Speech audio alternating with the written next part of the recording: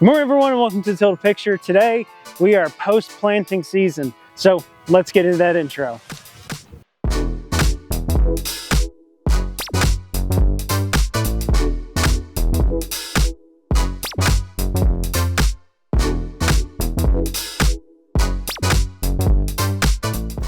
So as we talked about last week, we began the end of our planting season by opening up on our last field.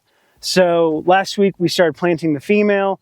And then, of course, we have to wait a few days to begin the male delayed so that the pollination process can sync up.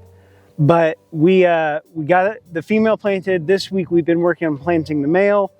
And from there, we have finished up, and we're actually working on all the post-planting maintenance and servicing of our fields. So I'm actually out here now at one of our soybean fields where Brad is spraying herbicide. So obviously with the herbicide, we're doing this to protect against weeds and vines to make sure that none of the nutrition is taken from the field away from our crops.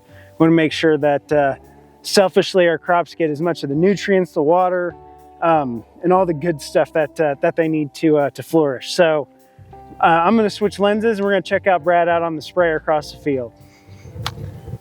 So right there is Brad. He is currently spraying our fields, like I said, with a herbicide mix. So he is doing passes. He's outlined the field, gotten a good barrier around the edge of our field. Now he's doing passes up and down that specific area of the field.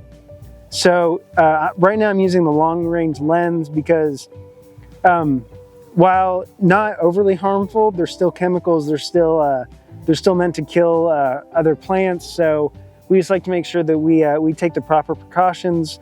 And I don't currently have the proper PPE to be up close and personal. So I've taken a step away and I'm using my long range lens to check out the action. But Brad's been doing this for a long time and he makes quick work of big fields like this. So yeah, like I said, this is a first really big important pass post-planting, making sure that our crops are properly protected from what we would consider competition with the weeds and vines that can grow in our fields around this part of Indiana. So as you can see, Brad has a very low-hanging boom arm that helps him get down close to the crops. It helps prevent a lot of interference from wind, and it helps to kind of isolate the spray right on top of the plants, get it straight into the soil. And one really cool thing about how we spray is a lot of the traits that our plants have make them impervious to these sprays. So what we're putting down now will not affect our soybeans. It's purely meant for the other vegetation that'll grow around them. So it's a really cool little piece of what we do and how it works. So yeah, like I said, this is kind of the first big step after planting is putting down a layer of protection around our crops, both our corn and soybeans. We have what we call pre and post-emergent spraying. So right now, this is obviously post-emergence because the beans are out of the soil. They're starting to show. They're starting to sprout.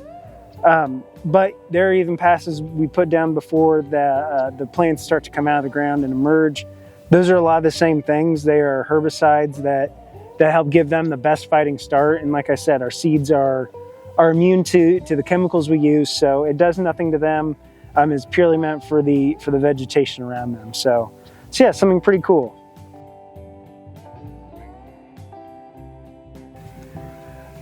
All right, so I finished up over there with Brad. I got a few extra shots, a little bit of footage, but I then moved just about a mile and some change down the road to one of our other fields where Izak was working the 28 bar.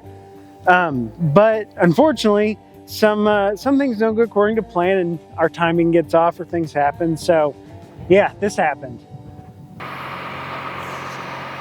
So this is the gamble we take when I go from field to field. Obviously I can't be everywhere at once, but I might catch the guys at the tail end and see them just in time to pack up their equipment. So this is actually one of our 28 bars, which is what we use to side dress nitrogen. And we've talked about it before. So we do either pre-plant nitrogen, which is a spray on, which is what you guys saw the Terragator doing earlier this year. And then this uses those little discs to cut into the ground, and then we feed nitrogen through a tube system into that divot, and it goes right next to the corn plants. As you can see behind me, we're in the cornfield, and so those divots go right next to the corn plants, and it provides nitrogen straight into the soil right next to them, and it kind of gives them a little boost as they start to grow after they've emerged, and it just kind of gives them a little bit of a jump start post-emergence to get to where we need them to be. So as you can see, the cornfields are starting to come up, and everything's starting to look good.